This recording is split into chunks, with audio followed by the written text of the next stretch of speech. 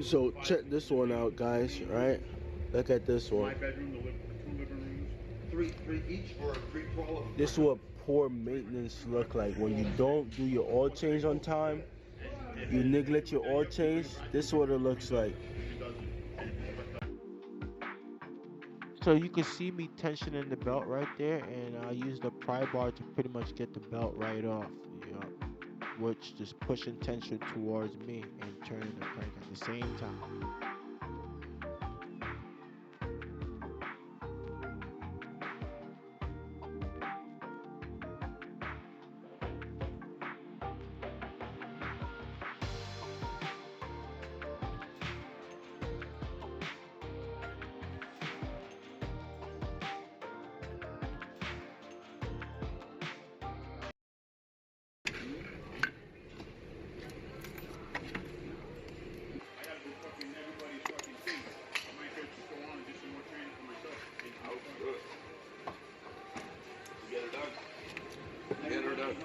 Yeah, I gotta do hazmat training for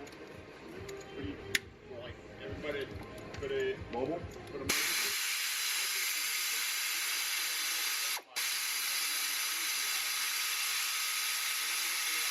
Whatever the guys, if they get the training done, this and that, I'm like, yo, what about the motherfuckers that's gotta do the training?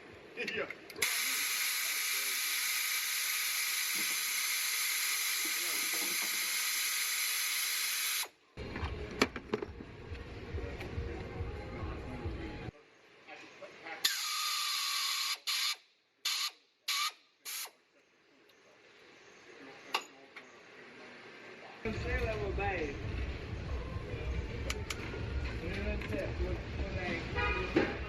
Everything gotta be done. Not everything, but she like this gotta stay. They don't gotta go. You drive the engine. Dirty. Very nice. Very dirty puppy. Very. You are very intelligent, bro. Me? Yes. Yeah. This way you go back. I don't consume the boat. Yeah, you go quick. Go back quick. Yes. Alright, a little more right here. It's nice, it's nice. Thank you, puppy. Gracias.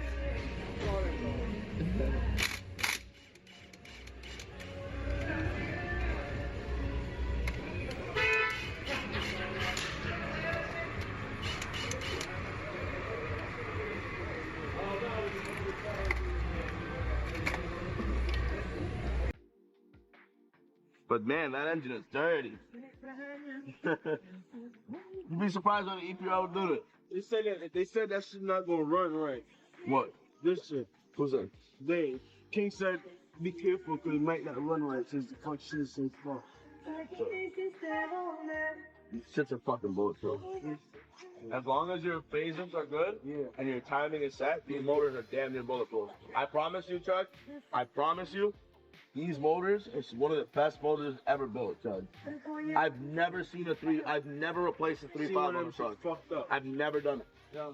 And the only times that I've ever seen it happen are like super rare cases. Super rare cases. And half the time it's because somebody fucked them up. Bro, you have a heavy one? Yeah, heavy one. Get this. So pretty much, guys, this is the tool that we used to remove the crank pulley, and we had a socket in front of the tool. We just slugged it up, and then we're gonna use the gun to zap it right off. This crank pulley is pressed on, so that's why you have to pull it off with a pulley.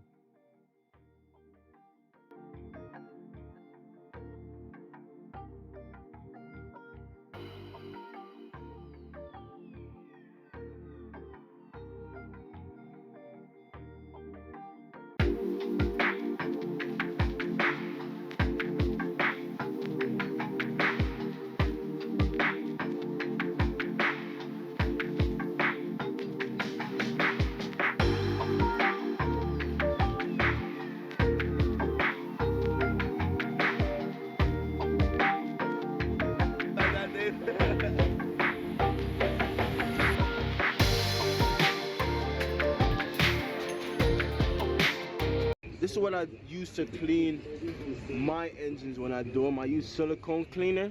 So if you could get some of this and you can use it to clean up the silicone. It works really well. All you have to do is spray it around the engine itself, spray it around, and just have it soak in a little bit. And once it's soaked in, you leave it there for a little while, and just have it do its thing. And you know, after that, then you just go ahead and use your drill brush, and you could get all those little nasty silicone residue right off the face of the engine cover. And you clean this up so when you go back together, everything seals well. You have no issues. So just spray it along these areas, just have it soak in like that. And what I like to do now, guys, I like to grab my little drill brush, and I just run across the edges right here. And you guys can already see how clean it's getting right now.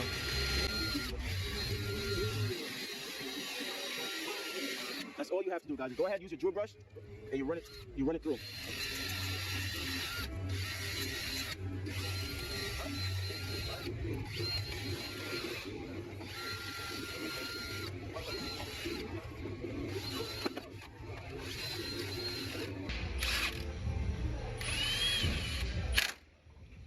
Only good energy on this side.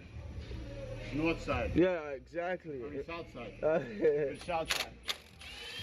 Oh, this shit really did clean up pretty fucking good. Yo, yeah, I let it fucking soak, then I fucking just, what I use, brake clean and the shampoo thing, then They did.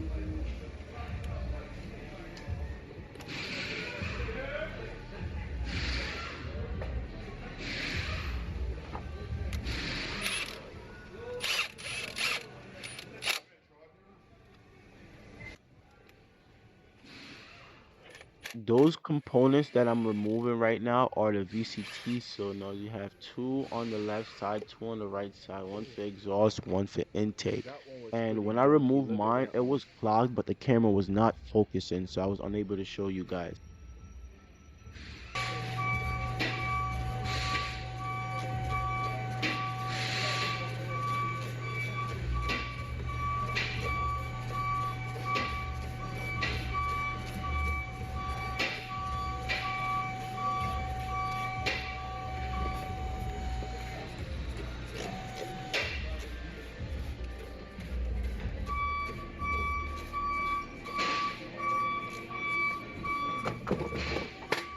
Yeah.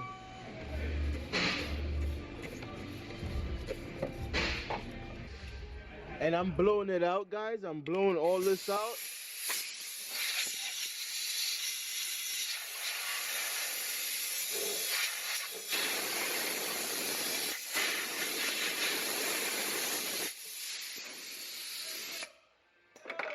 You want to blow those port where this is going into, guys.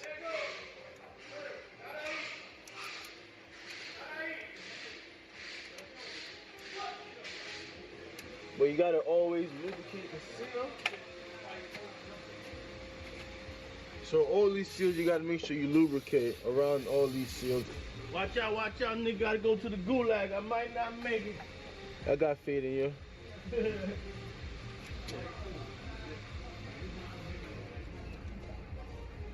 There you have it, guys. Everything is all together. So now I could do, final step is just tighten the bolt right here. That's it. Double check them. Tight. Tight. Tight. Alright, guys. So that's it.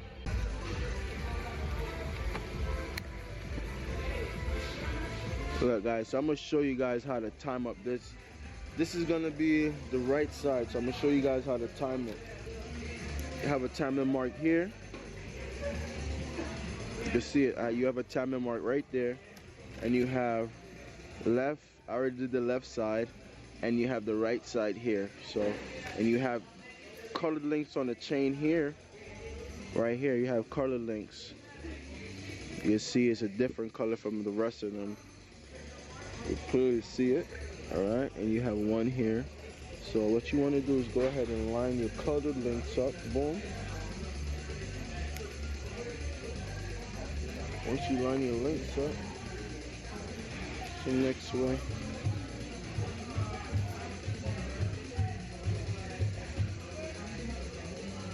is gonna be a right side.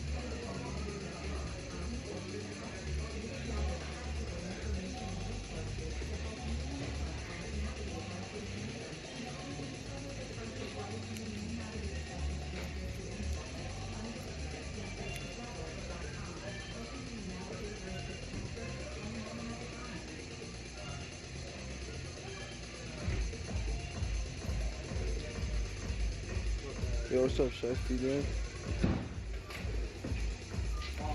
Once you rotate it, right? You gotta rotate it. Big money kid. What's up, pal? I bet. Big money kid. Once you rotate it, boom, boom, boom, go a couple notches. Get up. You should be able to line everything up.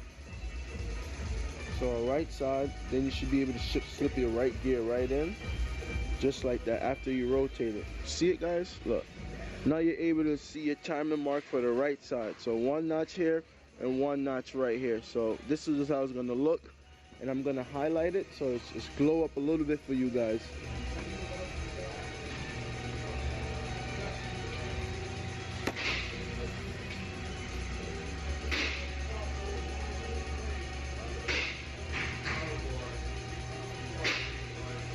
And that's the right side, guys. So this sprocket right here, you can see it.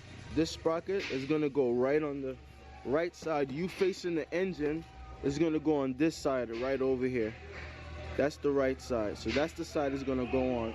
This is your left side. You facing the engine. My left side is ready. See, it's already put together. The right spot is empty and the left side is highlighted, and I have my timing marks right there. So that means I'm good to go, guys. And also, I could put a timing mark on the back of the gear as well to help me identify my marks when I go back together. So you can also mark the back side to double check when you go back together. So I'm gonna stop right here, and I'm gonna start recording when I'm going back together. I already changed my gear, so only thing is to put the pulleys on and time up the motor, and I'm good to go, guys. All right, look, guys. So we basically got our pulley on. Intake and exhaust sprockets, and this was kind of complicated because you have to push the tensioner down while you go ahead and get the sprockets on. I had a couple people helping me. Another fellow was pushing the tensioner down. We was working the gears on, and I put the bolts in. We torqued them down. They're good to go. So now we are setting on timing. So if you look here, we have a mark here, we have one here, and we have one on the lower end right there. So now we could go ahead and time our motor right up.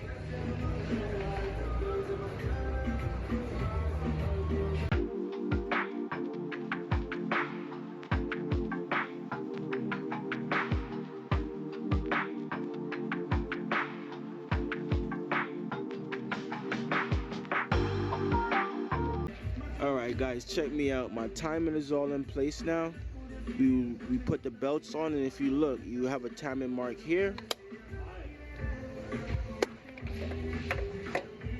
You have a timing mark there.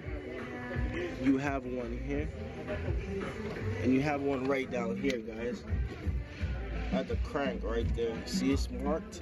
That one right there with the cutter links.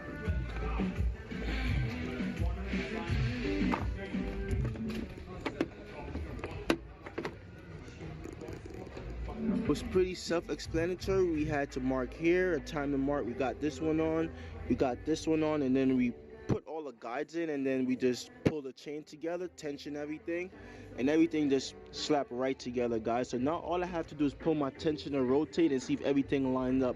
But with my timing mark here and hit here on the intake, I should be good. Everything is in line right now, so the next step is just to go ahead and put the cover right on, guys, and double check and make sure nothing is missing from the motor.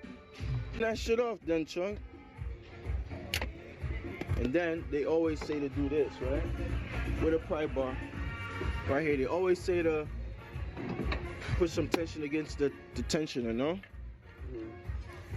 Hold this, Chuck. They always say push the tensioner when you release tension as well. So when you rotate, it doesn't skip time, right?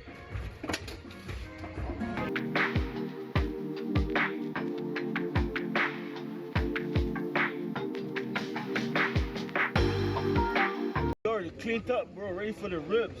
What happened? Now I said, bro, already cleaned up. He ready for the ribs. What ribs? That he ordered from E, I think. I'm about to fucking. What's bad? It was fucking insane. Holy shit. I told my wife about it. She goes, and you didn't bring me any. I said, the guy's fucking, what the fuck?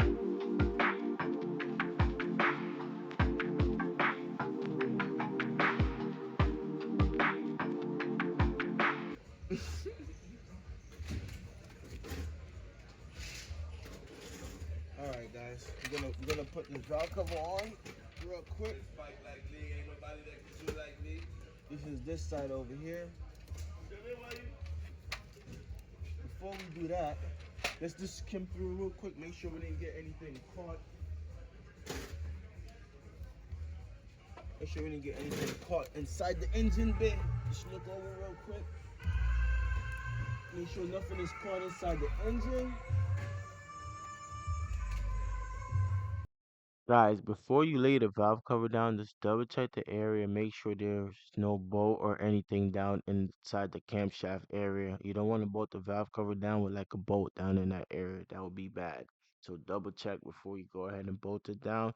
And then when you bolt the valve cover down, double check your gasket as well. That's key.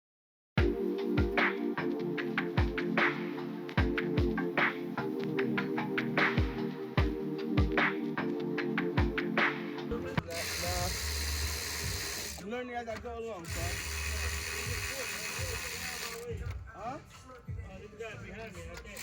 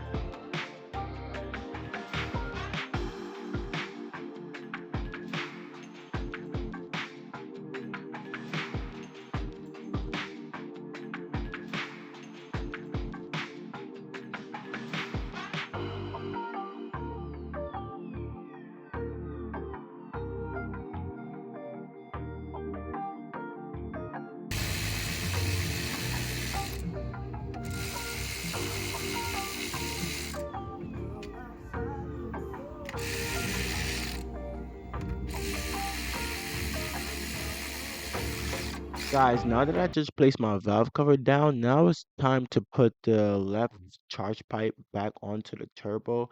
And what you want to do, I use the bracket to help me line everything up. I'll put the bracket onto the charge pipe first and then go ahead and try to place the charge pipe in place next to the turbo. Because when you put the bracket on and you get the charge pipe in, you're able to bolt everything down at the same time, guys.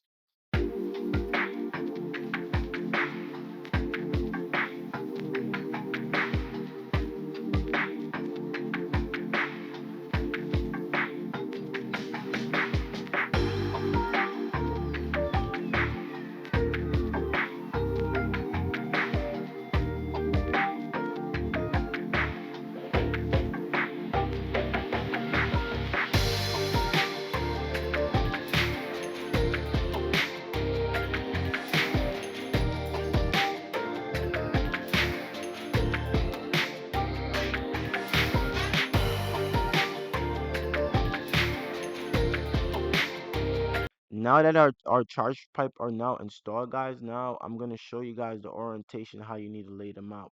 And you need to make sure those pipe are connected to its full capacity. If those clamps are not all the way tight, your first test drive that you go on to, you're going to be popping hoses left and right. So make sure you tight all those clamp for the charge pipe, so you don't have no boost leak or anything like that. And you can see where those piping goes down to the intercooler. You have two hoses, one that runs over from the left side and one that comes over from the right side, guys. All right, look, guys, check this out. Camshaft position, timing over advance, bank 1. And we have another code, code start B, camshaft position, timing over advance, bank 2. And look, guys, we have camshaft positions, timing over advance, system performance, bank 2. And there's another code right there.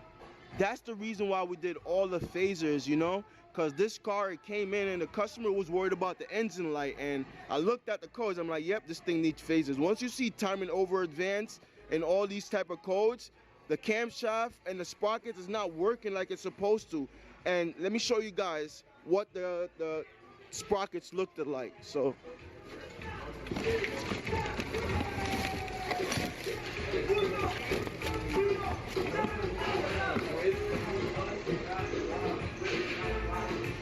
this is a couple of our sprockets right here, guys. So you could see that these things is probably clogged up on the inside. If you see them correctly, inside the sprockets are probably clogged.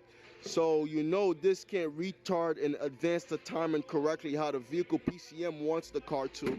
So that's the reason why we changed all the phasers and we changed the chain, guys, because we had these codes inside of here.